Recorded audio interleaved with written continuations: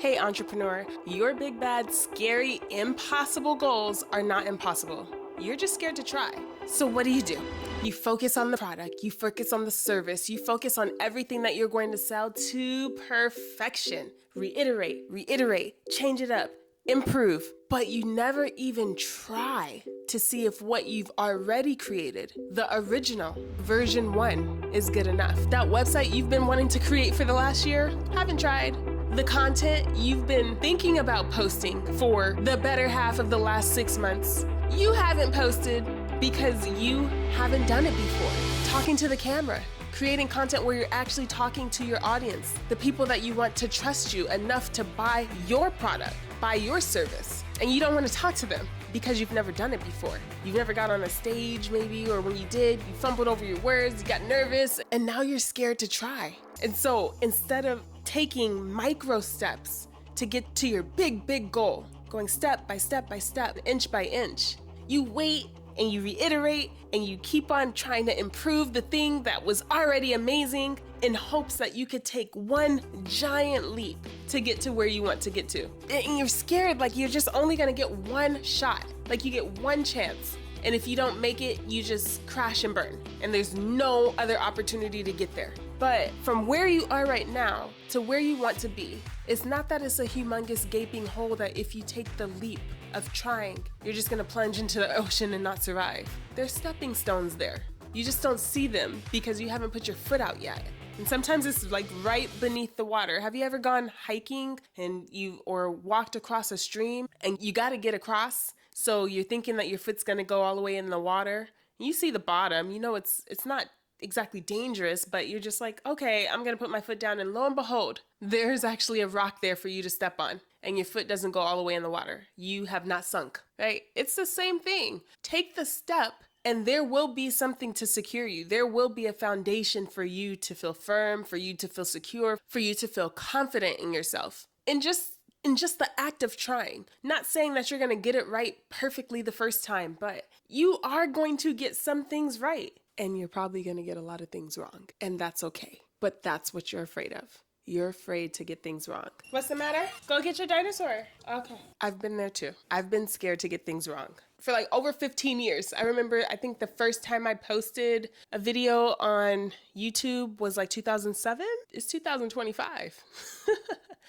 And I'm still not posting regularly. And I was just like, oh, if I can learn how to edit better, if I can learn how to have a better presence on camera, if I can learn how to set up my background better, if I had a better background, if I had a better camera, all of these different things. And instead of taking the tiny steps, I've hit all the progress. No one can cheer for me as I improve. No one can root for me as I hit many milestones. And the same is happening for you. But it's time to change that. Like, let your audience root for you. Let them see the journey. Let them see the progress. Let them see the growth. Let it be for them and let it be for you. Your goals are not impossible. You've just been too scared to try. It's time to start trying. That's why I'm just like, I posted a video. I cringed at it for over a year. Like, oh, this doesn't look that good. In my head, I thought it was going to be a lot better than what it was. I posted it anyways. As of this morning, it had 26 views.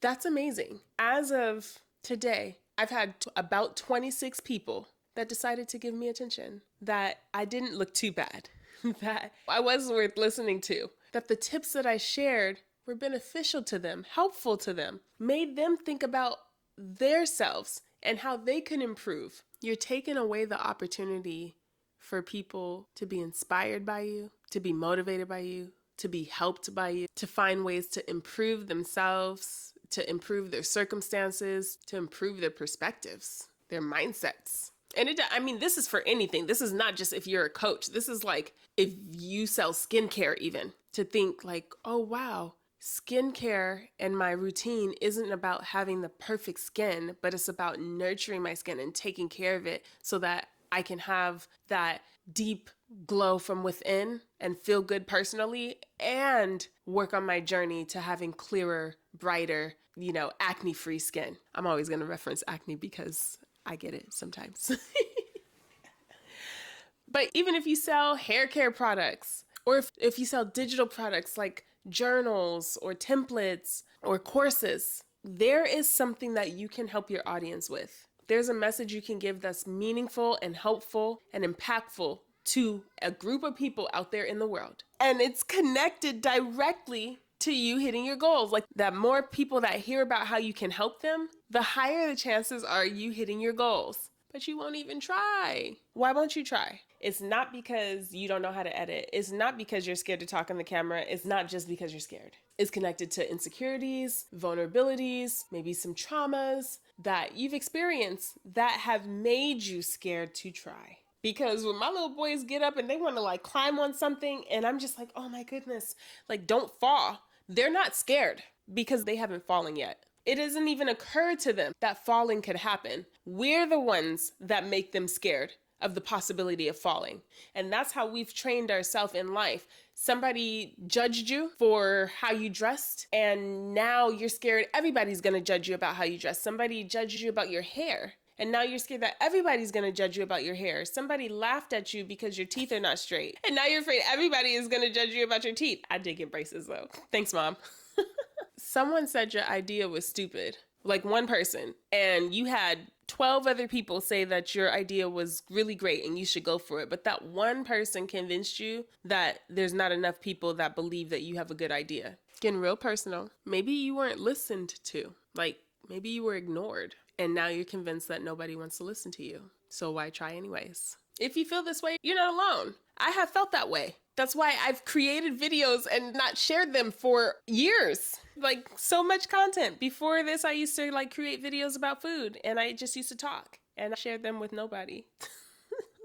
I might share a couple just to give life and breath to that girl that did want to try and was just too scared because of her vulnerabilities and her insecurities. I'm not scared anymore. I feel empowered because I'm like, oh, I see. It's not just me. I'm not intrinsically scared to try. So yeah, getting a little vulnerable. I was quiet. There were other people louder. I didn't want to compete with voices. And I just kind of like trained myself that nobody wanted to listen to me unless they were like giving me unless they gave me the stage. Like, what do you think, Angel? Like, I had to get permission, right? And you don't need nobody else's permission but your own. You just need your own permission to try. Maybe you fear the perception of inadequacy.